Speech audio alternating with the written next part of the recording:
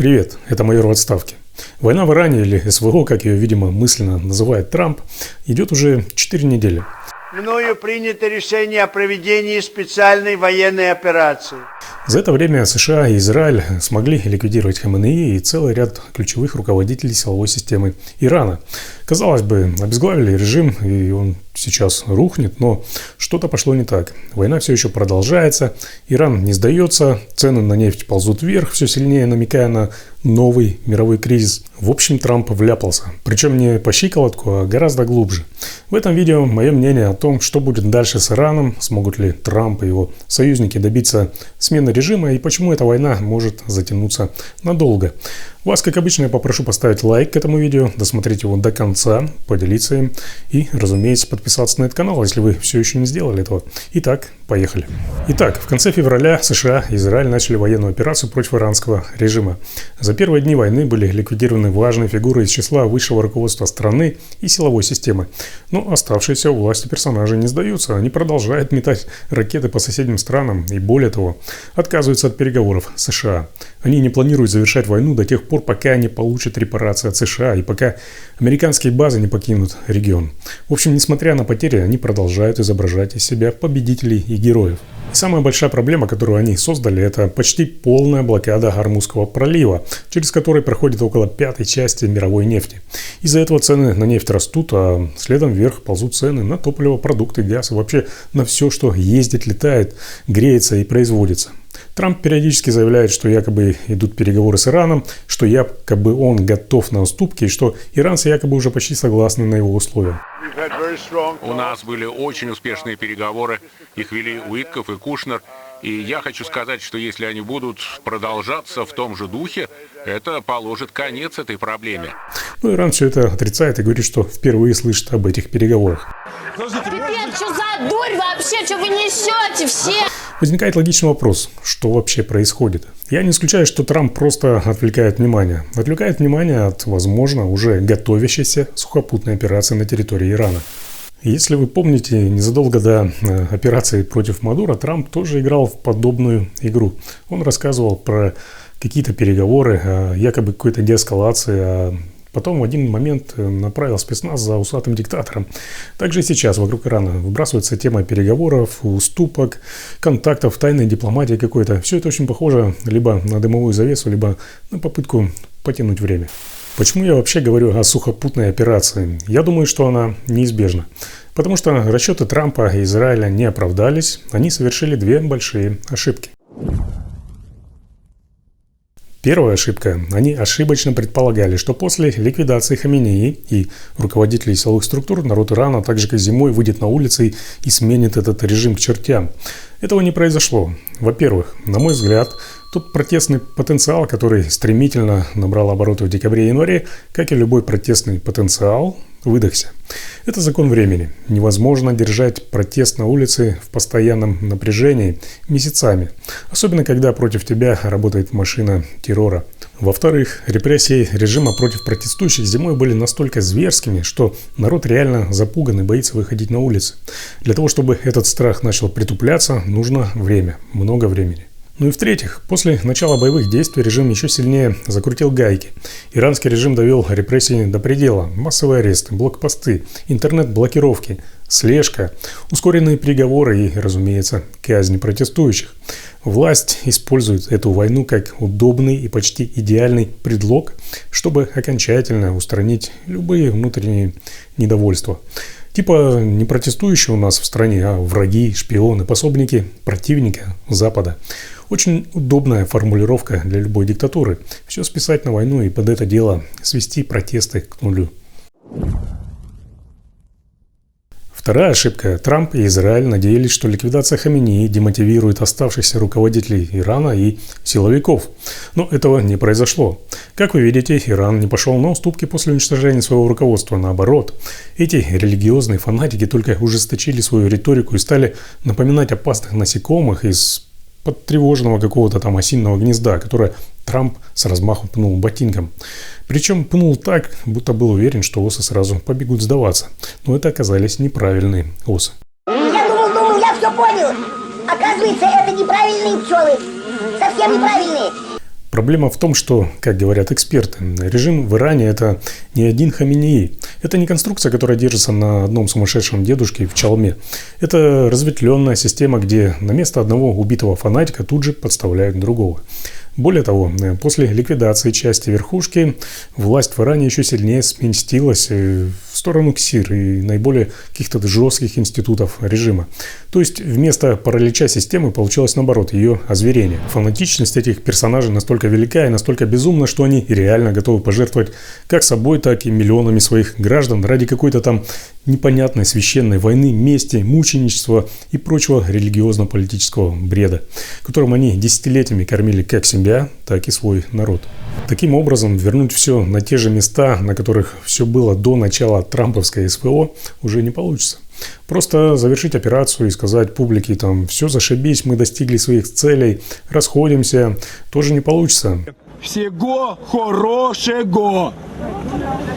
Разворошенное осиное гнездо само по себе не успокоится. Иран будет представлять постоянную, еще более серьезную, чем до начала операции, угрозу. Трампу нужно либо добиваться переговоров, на которых он навяжет свои правила, либо доводить операцию до логического конца. Но, как вы уже поняли, на переговоры фанатики из Тегерана в нынешних условиях не пойдут. Этот вариант почти отпадает, и Трамп это прекрасно понимает. Я, срезал и бах-бах-бах в кусты улетел. Хана Марку вообще, а Марк был хороший вообще. А чтобы довести операцию до логического конца, который заключается в свержении исламского режима Аятол, одними только томагавками и бомбами не обойтись. Иначе это будет вечная война, вечные бомбардировки, вечные пуски ракет, вечное заявление о скорой победе и мировой кризис из-за цен на нефть.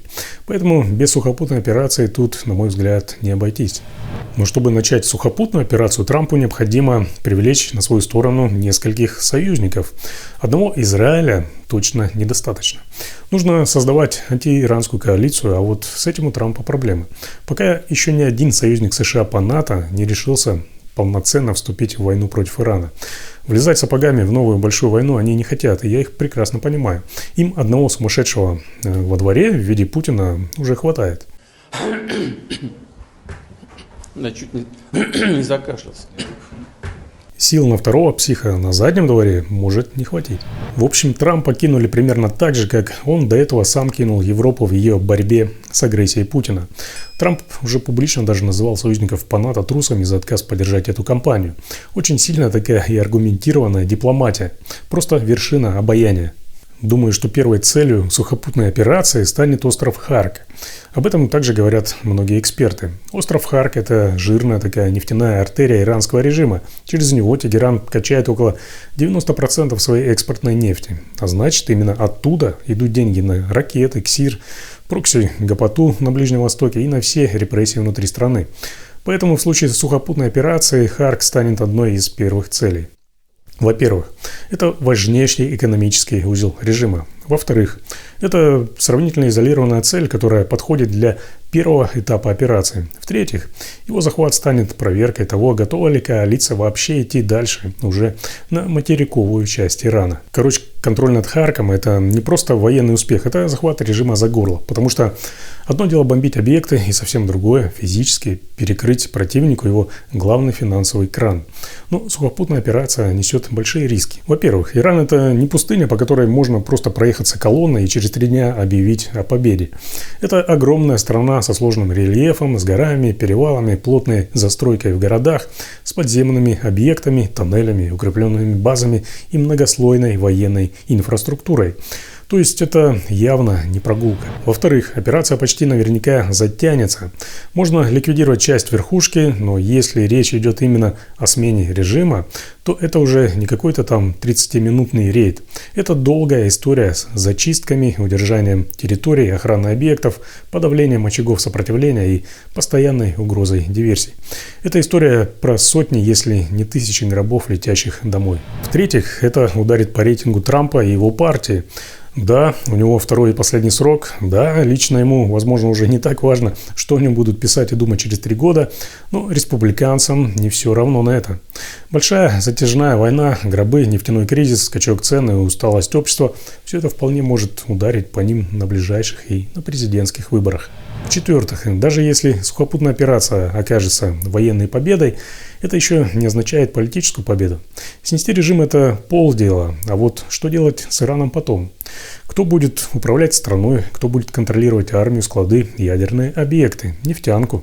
Кто не даст стране скатиться в хаос? Лично мое мнение, иранский режим необходимо убрать. Во-первых, он опасен не только для региона, а для всего мира. Иран десятилетиями вкладывался в ракеты, дроны, прокси-группировки какие-то, диверсионные структуры и ядерную программу. Такой режим нельзя просто оставить в покое, надеясь на то, что он сам когда-нибудь образумится. Не образумится. У таких фанатиков цель обычно одна – расширяться и мстить. Во-вторых, этот режим держит за горло мировой нефтяной рынок. Ормузский пролив, атаки на НПЗ, газовые производства, угрозы танкерам, давление на соседей – все это делает Иран постоянным источником глобального шантажа. Пока режим аятолл существует в нынешнем виде, он будет шантажировать мир новым экономическим кризисом. В-третьих, этот режим убивает собственных граждан. Расстрелы, пытки, казни, массовые аресты, охота на несогласных – это его нормальный способ существования. И война только дала ему новый повод усилить внутренний террор. В-четвертых, его главная идеологическая цель сама по себе чудовищна. Это уничтожение Израиля, война США, экспорт религиозного фанатизма, поддержка вооруженных прокси по всему региону. Это раковая опухоль Ближнего Востока. В-пятых, смена режима в Иране ударит по всей оси авторитарного зла. Это будет удар по Москве. Путин лишится еще одного важного союзника, поставщика технологий, дронов, каналов обхода санкций и политической опоры на Ближнем Востоке. Кремль уже нервно реагирует даже на ликвидацию отдельных фигур в Иране. Но падение режима станет для него уже не раздражителем, а стратегическим поражением.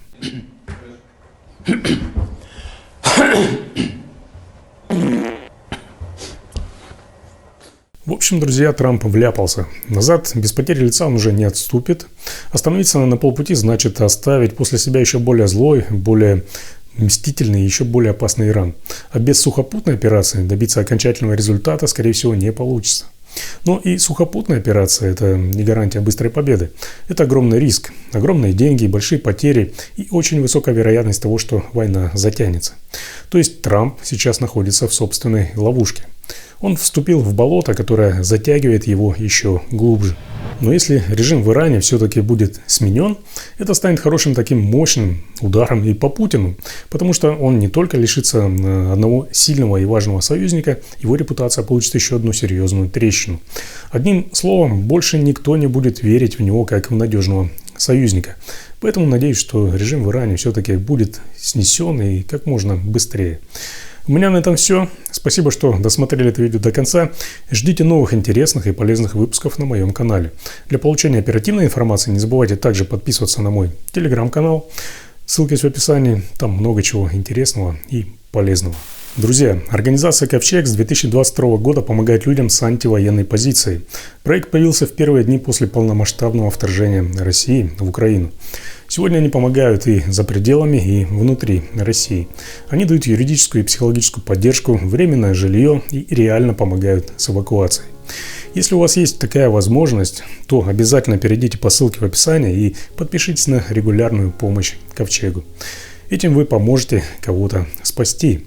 Ведь такие проекты, они держатся не на громких словах, а на людях, которые не проходят мимо. Ну а теперь точно все. Ставьте лайки, делитесь этим видео и подписывайтесь на этот канал. Здесь вас никто не обманет.